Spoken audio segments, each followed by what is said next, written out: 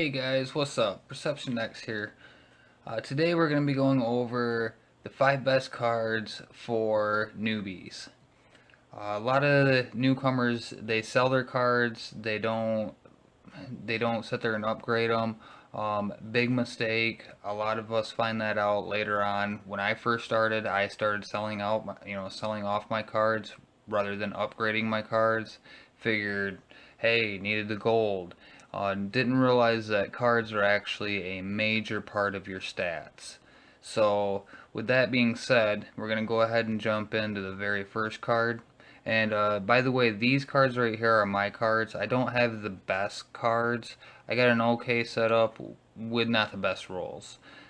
Just to kind of show you guys, these are my card stats here. Some of them I'm okay with, other ones not too impressed with.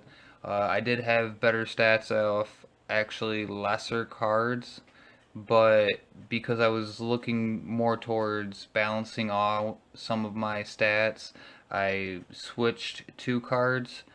I just can't get the rolls. So cards majorly depend on rolls, but for the most part, you also got your primary stats. So your very first focus is going to be obviously your primary stats. So we're going to get in here and we're going to look at the cards. Now the very first card we're going to be looking at is Loki. Loki is a very popular card. Obviously you can see why. It's got an all attack, it's got cooldown for the primary. Now I'm going to keep track of the stat percentage. For this one it would be the all attack and the cooldown.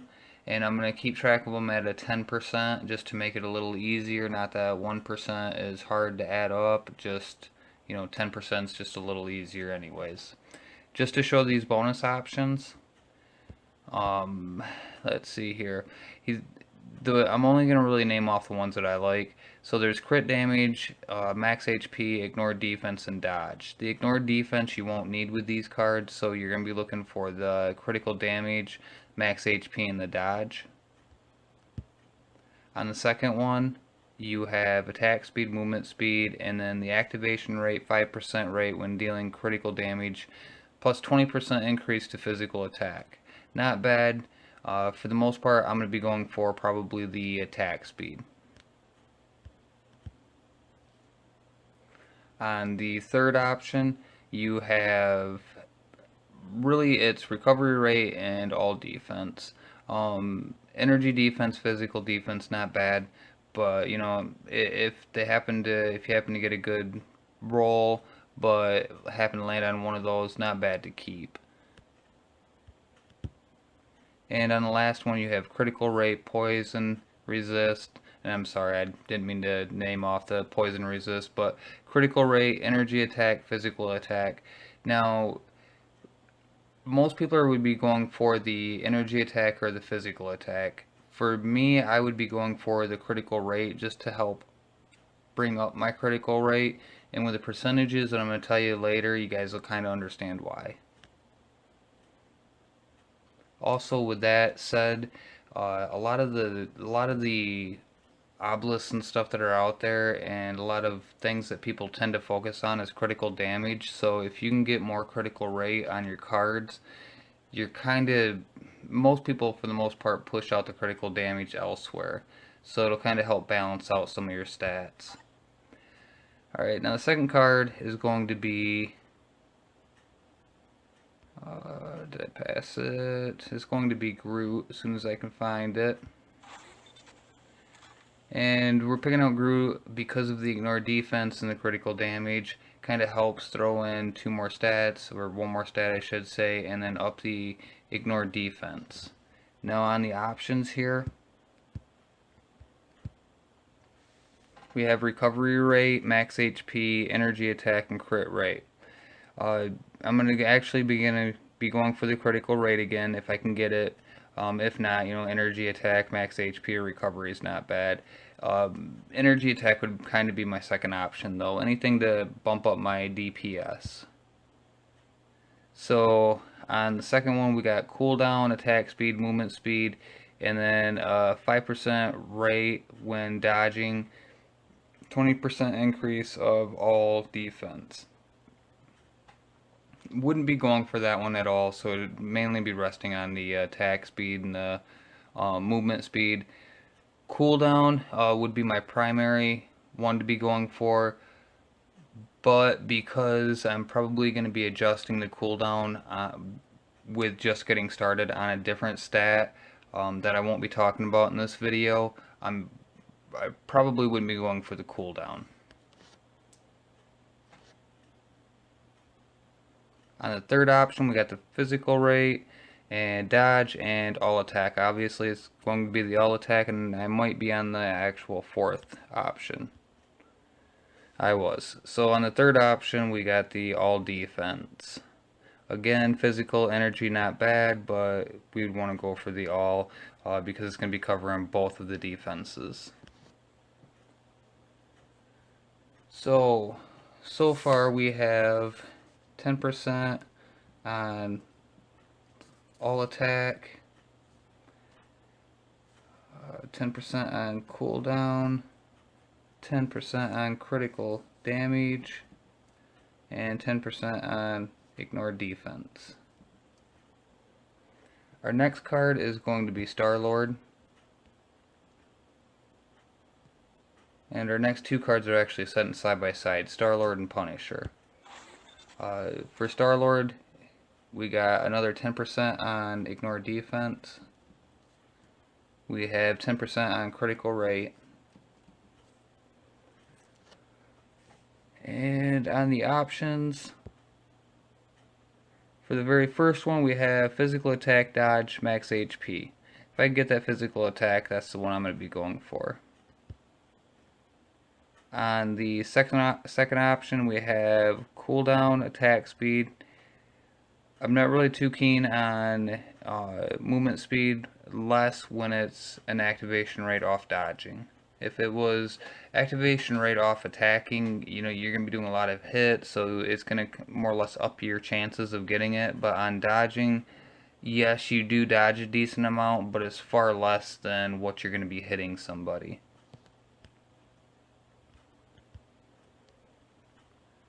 On the third option, we have recovery rate and all defense. And on the last one, we have all attack, energy attack, and critical damage. Obviously, you're going to want to go for that all attack. Alright, so the next up is Punisher. We have another 10% on ignore defense, 10% on attack speed. And just to show you the options again, for the first one, critical damage, max HP, dodge.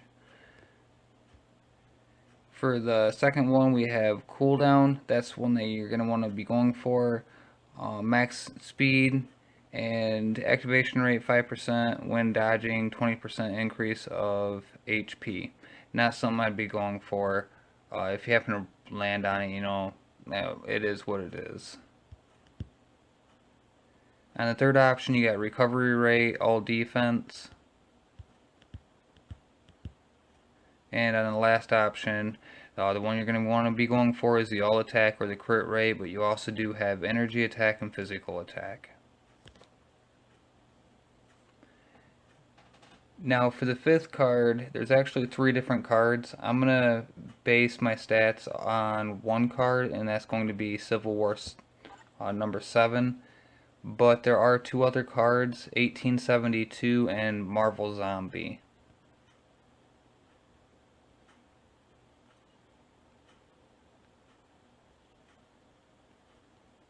So just to show you here real quick, Marvel Zombie is cooldown and dodge.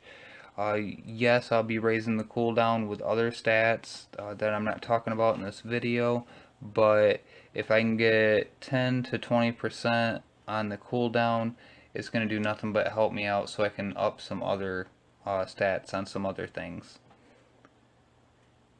So not to go into that one too far because that's not the main one that we're looking at.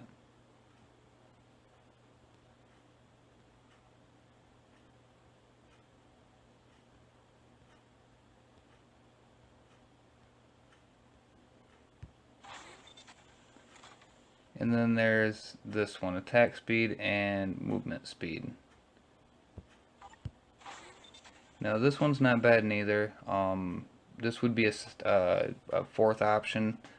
The physical attack, it's gonna up, at least it's gonna up your attack for your physical characters.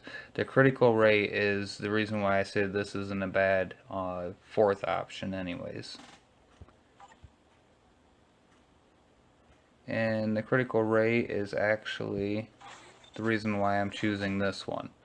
The recovery rate I don't really care so much about when it comes to the cards, but I kind of need the critical rate to get my stats up there a little bit higher. So if I wrote that down, and they're 10% to critical rate, and recovery rate is 10%. And then just to show you the options here. So you get energy attack. Again, you don't want to ignore defense, because if we add it up, we already have 3 cards that have 10% each. On ignore defense, that's 30%. We don't need any more. We have max HP, critical damage, and fire resist. On the second one, we have attack speed, movement speed, and cooldown duration. On the fourth one, we have all defense. And then again, the physical and the energy defense, if you happen to land on those, not bad. And on the last one, we have obviously the one you want to go for, all attack, physical attack, and then dodge. So, with adding up the stats, our all attacks at 10%, our cooldowns at 10%, our critical damage is at 10%, our crit rate is at 20%, our ignore defense is at 30%, our attack speed is at 10%, and our recovery rate's at 10%. Now, we'll say that 2 of the cards, however which way it went, 2 of the cards had all attack, 2 of the cards had cooldown, and we'll just say 2 of the cards had critical rate in there. So you would take another 10% on critical rate, which would put it up to 30. You would have 20% on cooldown, and you would have 20% on all attack. So with my all attack, roughly real close to 30%, you're only setting about 10% less. Now the all attack can be got through other stats like euros, and it's not necessarily all attack because that one's physical or energy, but your ISO 8 bonus, CTPs, there's other ways of getting your all attack up, your overall anyways, other than your cards. Obviously, when you get the better cards, you will get the better stats. So your all attack will go up, your cooldown will go up. You'll get the 3 main stats guaranteed. When you can get those, obviously you're gonna be swapping out cards. But again, these are the 5 for beginners or people who just can't seem to get the right cards and can't get the cards stats based quite right. So you heard what the stats are, you've seen what all the options are. Not bad options. Obviously you can take other cards and you kind of mix match and get the same stats, or close to the same stats I should say, because it's not going to quite be the same. But these are the easiest cards to get, 5 best for newcomers. Alright guys, that's pretty much the video. If you guys happen to like the info that you guys got, obviously hit that like, hit the share, follow. All that other good stuff helps support the site. Other than that, you guys have yourself a great day, great night, whatever time it is, wherever you're at. Peace.